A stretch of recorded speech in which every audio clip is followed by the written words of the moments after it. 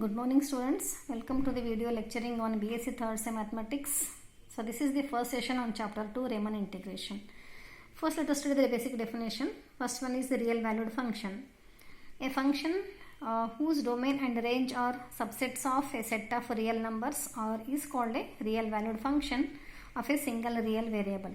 So we know that here this is a function whose domain and range means, suppose we have a function like this here. If f is a function defined from the set A to set B under the mapping f, this is called, A is called domain and this set B is called codomain. And suppose we have an element here A, B, C, etc. Here we have 1, 2, 3, etc. If A is associated with 2, then 2 is called the image of A. So and we can call the set of images as a range here. So next one is here primitive of f. A function phi of x which is such that phi dash of x is equals to f of x for all x belonging to the domain of f is called a primitive of f. So that is here, if the derivative of a function is the same as the given function, then we can call this phi of x as a primitive. Next one is the absolute value or modulus value. So that is here, if x belongs to R is any real number, then a real function denoted and defined by mod x is equals to x if x is greater than or equals to 0, and it is equals to minus x if x is less than 0. Then we can call it as absolute value. So if mod x is given, then we have to understand this one as here mod x is x if x is greater than 0 or equals to 0, and its value is minus x if x is less than 0. Next let us take a bounded function. So bounded means the word itself indicates that. So this is in between two limits here. So that is here, suppose we have a function f of x is bounded between the two limits here, small m and capital M. That is here for all x belongs to the domains. That is here m and m are, this m is called lower bound and capital M is called the upper bound. So lower and upper bounds. The real number small m and capital M are respectively are said to be lower and upper bounds of real valued function. If so, lower bound means here if f of x is greater than or equals to m and small m, that is all the values of the function are greater than or equals to small m. So that is here, suppose we have a function here like this here. Suppose we have here f of x. So here suppose we have here f of x which is greater than or equals to 3 and less than or equals to 1. Then here all the values of f of x, all the values of f of x are greater than or here what here? So greater than or equals to 3 means here 3 is the lower bound, and all the values of f of x are less than or equals to 10. Less than or equals to 10 means here this is the upper bound, that is this is the minimum value and this one is the maximum value here. That is here if all the values of m are less than or equals to f of x, and if all the values of f of x are here less than or equals to capital M for all x belongs to the domain, then we can call this one as here, this is called lower bound small m and capital M is called the upper bound. So that is here, this is capital M is the maximum value and small m is the minimum value. Bounded above. So bounded above means what here? If the function has upper limit, then we can call it as a bounded above, and if the function has a lower limit, then we can call it as a bounded below. Next definition is supremum or least upper bound. So supremum or least upper bound means here we have many upper bounds. In that if you take here is the least upper bound. Suppose we have f of x. Here we have f of x. F of x is greater than 3, isn't it? So that is 3 is less than f of x or f of x is greater than 3. So means here 3 is the lower bound. So if f of x is greater than 3, we can also take it as here f of x is greater than 2 also. So because here since it is greater than 3, it is definitely greater than 2 also, because 2 is less than 3. So it is definitely less than, this is f of x is greater than 3, it is greater than 2, greater than 1, greater than 0, all these things. So these are all what here? These are all lower bound. In all these lower bounds, the maximum value is here 3. So this is, we can call it as a supremum, or this is, we can call it as a supremum or least. This is not this is supremum or least upper bound. This is infimum. Like that, like this only. Here we have f of x. F of x is, suppose we have here less than 10. F of x is less than 10. It is definitely less than 9, definitely less than 8, definitely less than 7, all these things. So these are all what here? These are all upper bounds here. So in all these here, what? In all these we can take here least upper bound here.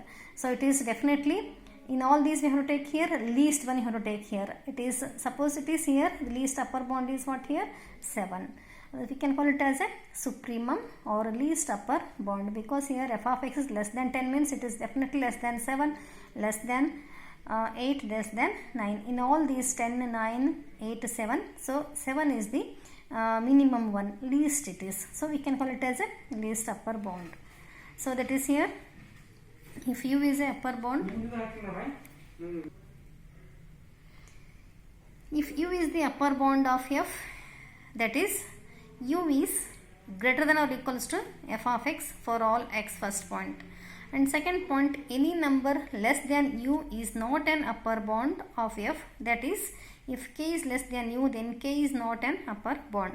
So this is the meaning of this one here. That is here least upper bound means here we have many upper bounds. In this we have to take the least value here.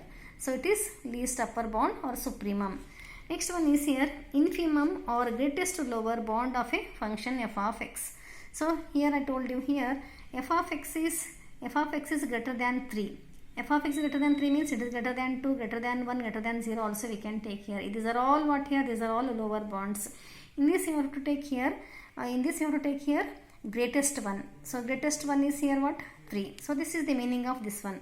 Infimum or a greatest lower bound of a function f of x is a real number v is said to be infimum or greatest lower bound of a function f of x if, first point, v is the lower bound of f, that is v is less than or equals to f of x, first point.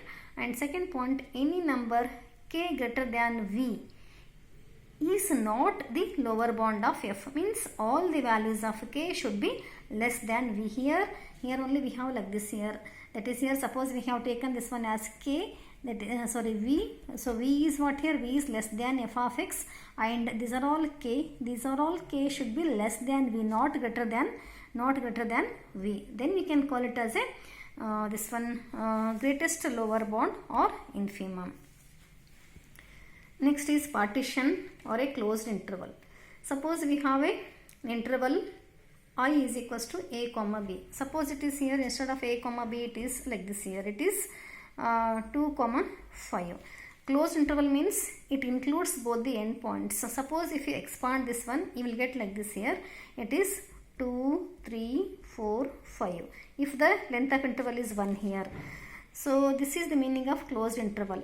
If it is like this here, suppose if it is I is equals to, if it is open interval 2 comma 5 means you have to leave these two endpoints, then it is equals to, you have to leave 2, then 3, 4 and leave this is upper this one 5 also, because here this open bracket means it excludes the endpoints, closed bracket means it includes the endpoints. Suppose here let I is equals to a comma b be a finite closed interval. The meaning of closed interval is you have to take the endpoints also. So then suppose we can take this one as here, we divide this interval into many subintervals. We cannot say that it is only 2, 3, 4, 5. It may be 2, 2.5, 3, 3.5, etc. Like this also we can make. So like that we can divide this interval into n subintervals. That is a, first point we can take it one as x0, then x1, x2, etc. up to xn, which is equals to b here. So then the finite set P is equals to, we can take this one as here x0, x1, s2, etc. up to xn. Just now I told you here this closed interval we can take this one as here like this. So it has n elements. Next we can take a closed subintervals. Subintervals means you have to take here only two parts like this here. We can take I is equals to, this is we can take here I naught will take here. This is I1. I1 means here x naught comma x1. I2 means x1 x2. I3 means I3 is nothing but here x2 x3 etc.